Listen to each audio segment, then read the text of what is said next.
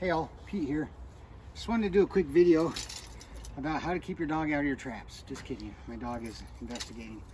So I'm in the process of getting everything ready to store, and my traps have been dipped, and they've been painted and they've been dipped in full metal jacket twice.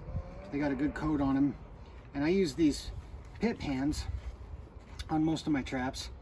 And so what I do after they've been hanging out for a couple weeks, getting the smell off of them from full metal jacket, even though it gets off them pretty quick, I like to leave them out a little longer.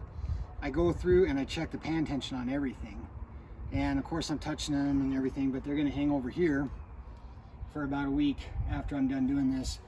And then they will go into totes with sagebrush until they're ready to set. So, but one of the things that I've noticed about these pit pans is, you know, you think if you've never used them before, you can feel them and you can go see there's tension there. So that's probably a good tension. That's probably too much tension. And I know in the past I've had my way too much pan tension on my traps. So, you know, there's a lot of talk about how much pan tension, and I catch plenty of coyotes in traps with no pan tension on old school long springs, double longs. But I think there is value to having pan tension on your traps. And I like to have between 3 and 5. And so what I do is I check them, and this one I can already tell is probably going to be way too tight. So what I'll do is set it, and I'll show you.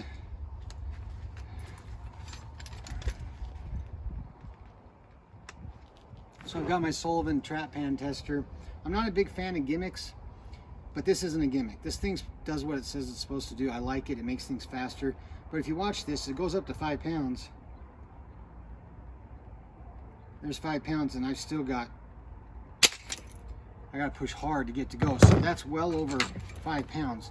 So what I'm noticing with these pit pans is that even with a flapper pan, when it's not set, just no tension in the pan, it's usually between 3 and 5. So I end up having to loosen these down to where there's nothing there, right?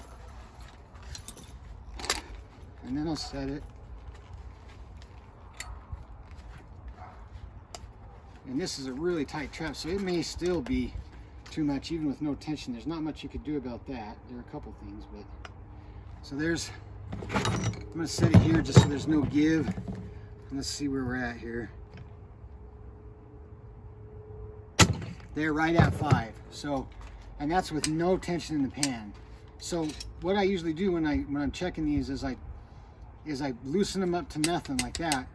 Test them, and if they have at least 3, then I'm good.